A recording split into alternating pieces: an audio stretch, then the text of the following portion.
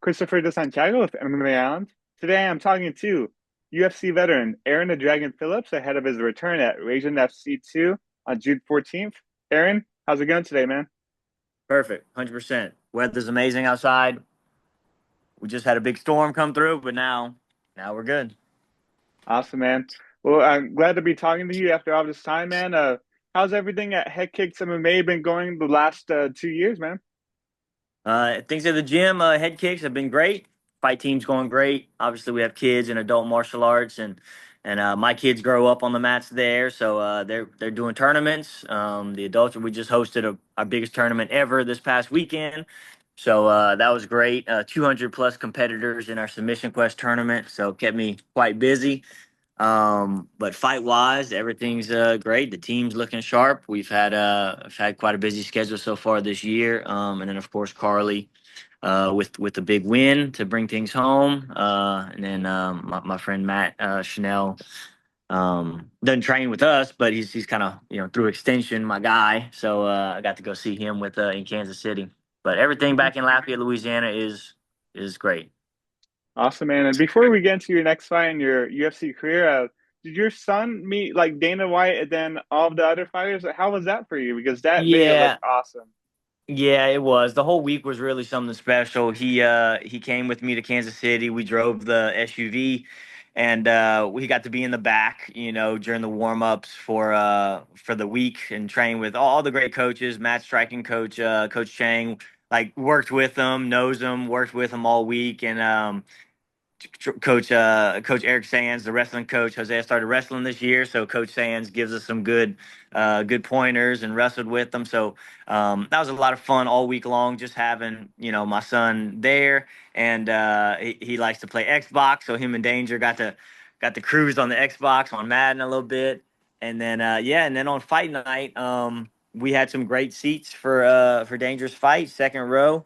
And then Dana White came up to talk to somebody, took a couple pictures, and he was hanging out for a minute. And so I just said, "Okay, son, well, just step up there then and see if you can't shake his hand and see what happens." And so he shook Dana White's hand, put his arm around his shoulder, took a picture, and then Dana invited him down on the octagon floor. And we took a whole walk. We went and got to meet Marab, Diego. We got to meet everybody. Kyle Bahallo. So it was something special. That's awesome, man. It's been 2 years since your last fight, and I know you've been around the MMA game, coaching your fighters like Carli and the rest of them. I guess what have you learned about yourself, not just as a fighter, but as a coach in the last 2 years?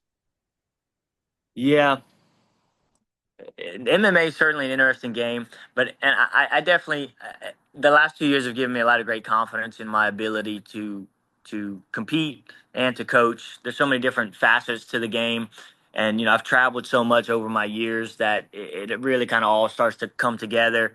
Really, it's just dialing in each individual athlete with a certain series of gifts that they have, exploiting those gifts, and finding the weaknesses that your opponent is going to have, and try to exploit those weaknesses. So it's given me a lot of great confidence in where our team is, and where we really can go. I think there's great teams in Louisiana, and I think people are going to really see that. Like maybe Texas has some big teams, big hubs, and Denver obviously has a lot of, and Miami, and these places have a lot of big draws.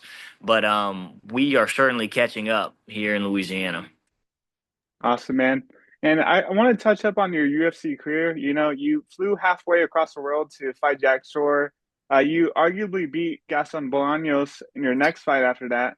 I guess how do you kind of look back at your second UFC run and what you did good and maybe what you kind of regret?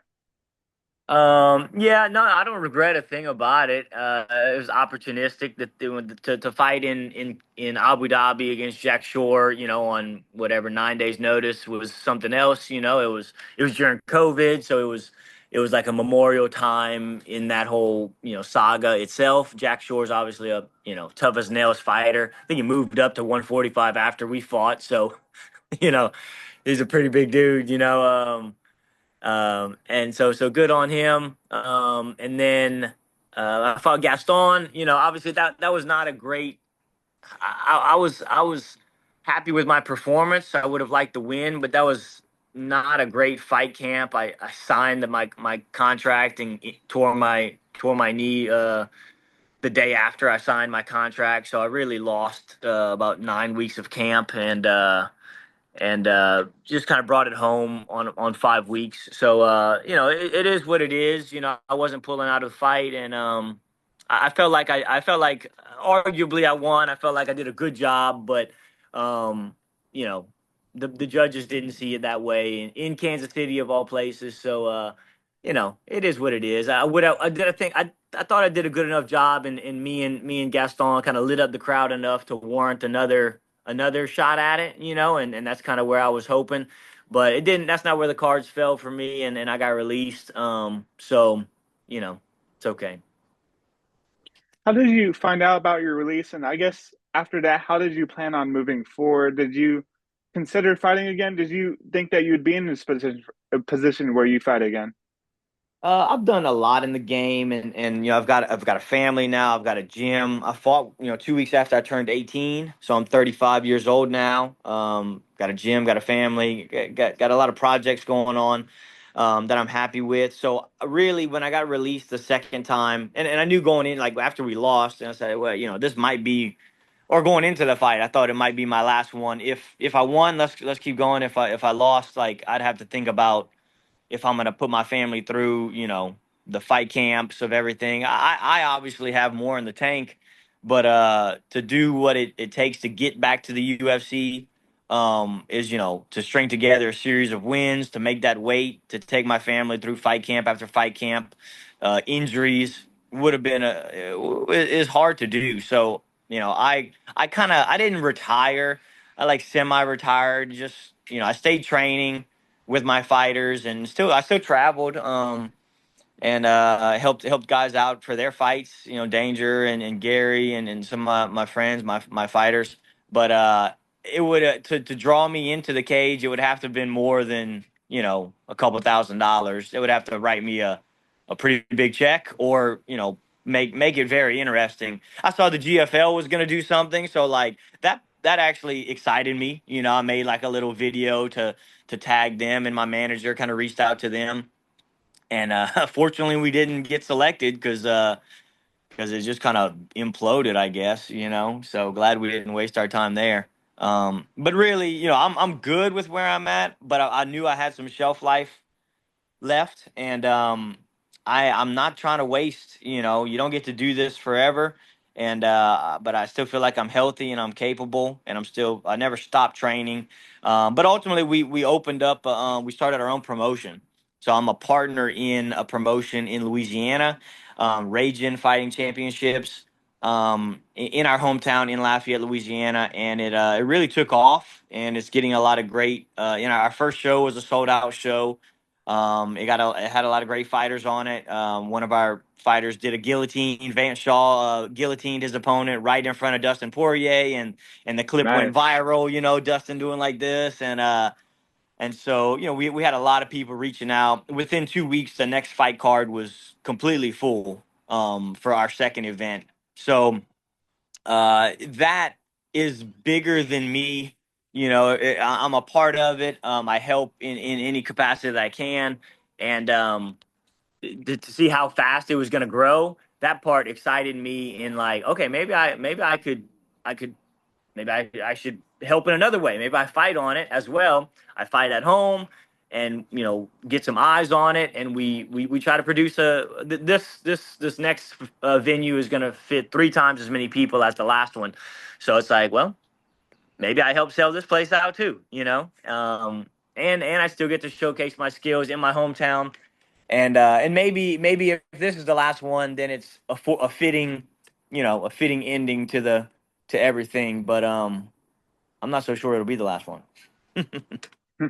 Gotcha. So you feel like, you get a first round finish or like something spectacular, you might keep going if that's the case, right? That's my daughter. That's the way I'm never one, like I'm long term minded, so I had to think, like, if we're doing this, am I doing this just because I have some unsettled business? Do I just need to get a win, or finish on a good note, or do we really have a shot at, you know, going at it long run? And we'll see. I feel like if this is my last one, then it'll be my best one. But I told, one of my friends the other day, but if it's my best one, it might not be my last one. We'll see where Ragin FC goes, and if we continue to grow at such a fast clip, I will help. I will fight on the card, and we'll see what happens. I mean, if we go get a big finish and somebody pulls out of UFC New Orleans, you know.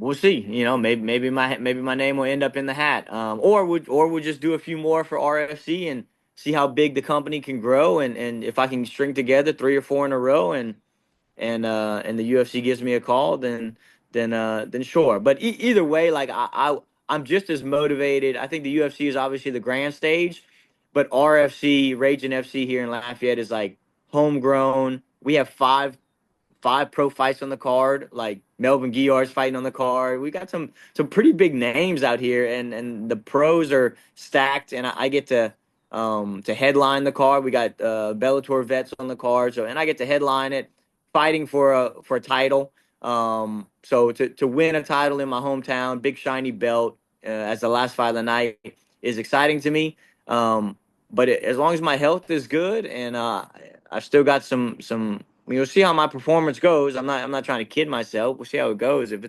it's clean, then we'll go have some more clean performances. And being at home is different than having to go travel, to California and leave my family, or Abu Dhabi and be gone for 14 days. So being at home is a little bit different. Everybody gets to come watch me. I get to sleep in my own bed. My family gets to come. So that's certainly a very big part of my return. Awesome, man. A few more questions before I let you go. What do you know about your next opponent, Robert Casper, and how do you see this fight playing out? Yeah, Robert Casper, he trains out of Austin, Texas. And funny enough, I train there in Austin, at least once a month. My friend Jerry Tonin and we help each other out in fight camp.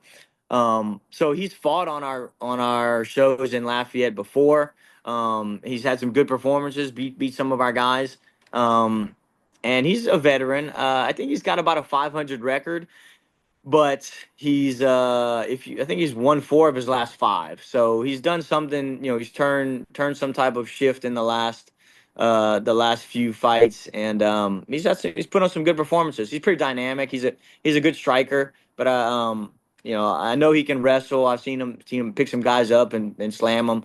Um I think I will match him in the stand up, and if we put it on the floor, I think I advanced there too. But really, I'm okay with whichever way this is going. But I think I've got veteran experience and fought high caliber, the guys at the highest levels. In my record, I've only got losses in the UFC, and Chris Gutierrez, who's still out there winning the UFC. So I think my caliber of opponent is, I've been in there with some of the best, and I think that'll take me far in this fight.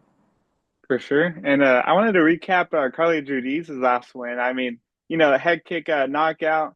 She told me that you predicted it in the first round. Coach Aaron called like a few days before even weigh-ins. Coach Aaron said, I think Carli's going to finish her round 1 with a head kick. And that's exactly what happened. Coach knows me so well, and we work that all the time. And I guess, how proud of you of her performance? Yeah, I was most proud. Obviously, we get a little shout out with the head kick, but being that she trained with me for so long, she's obviously got great head kicks. She's a great athlete. And the fight was, she's a southpaw. I'm a southpaw. A lot of our great guys at the gym are southpaws, so that left leg swings up naturally. We've got a lot of great setups for it. And she fought open stance. Unice was orthodox. So that high kick, that head kick is going to be there. Unice slips, kind of a boxing style a little bit, and so she slips kind of inwards sometimes, and I thought that would present itself, at least once in the fight, and I think she landed a good head kick early, a little question mark kick that kind of flashed her, I think, and then the head kick took it home at the end there. So yeah, that was fun. I caught up with Brandon Fitzgerald and the guys at Kansas City, and they recognized the head kick by head kicks and stuff like that. So it was fun. So super proud of her to see. We all knew it was coming. She just needed her moment, and I'm glad. Unfortunately, I wasn't able to be there for that one, but With the I wedding, was. right? Yeah. It was my great honor to officiate a wedding of one of my other great fighters. So just so happened to coincide dates. So it's certainly tough to pick from, but I was the most confident in Carli. We had a game plan all camp. She's got a bunch of great coaches that went with her as well, and yeah, got it done. Got it done first round, as someone might have predicted. Awesome, man. It was Tyler Hill's wedding, right? That's right. Yeah, one of my other undefeated fighters. Yep. Awesome, man. And how good was it to celebrate with Matt Schnell after his? Did you get to celebrate after his last win? Yeah, we did. So we all stayed at the same Airbnb. He had a super nice Airbnb. It's got a little speakeasy in the downstairs. I'm actually gonna post a couple of videos of my son and I training in the little downstairs speakeasy. And so after his fight, we went and hang out with his friends and his wife Morgan, and caught up with them. And then in the stands while we waited for Matt, and then that's when we asked Jose if we wanted to watch a couple more fights or go hang out with Uncle Danger, and he wanted to watch Giga's fight since Giga was warming up with us in the back. So we waited, one or two more fights for Giga, and that's when Dana White came out and met him and did all that. So I'm glad we waited and went back to our seats. But then we didn't. I think we left after the before the co-main event. We left and went caught up with him, and of course it was a good time. Awesome, Aaron. Well, I think that's all the questions I had for you today. I just want to thank you again for your time. Is there anything that you want to say to the fans out there watching and what they could expect from you at Ragin FC too? Yeah, I appreciate it. Raging FC 2, you can expect my best performance. You can also expect an amazing production, being that RFC 1 was taken so well, received so well. We've really invested a lot in the production. I know the stream is going to be highest of quality. We might even get a global stream partner for this one. So we're really looking forward to this next show, and I am the most excited to headline it, fight for a title. Big shiny belt in Lafayette, Louisiana, June 14th for Ragin FC.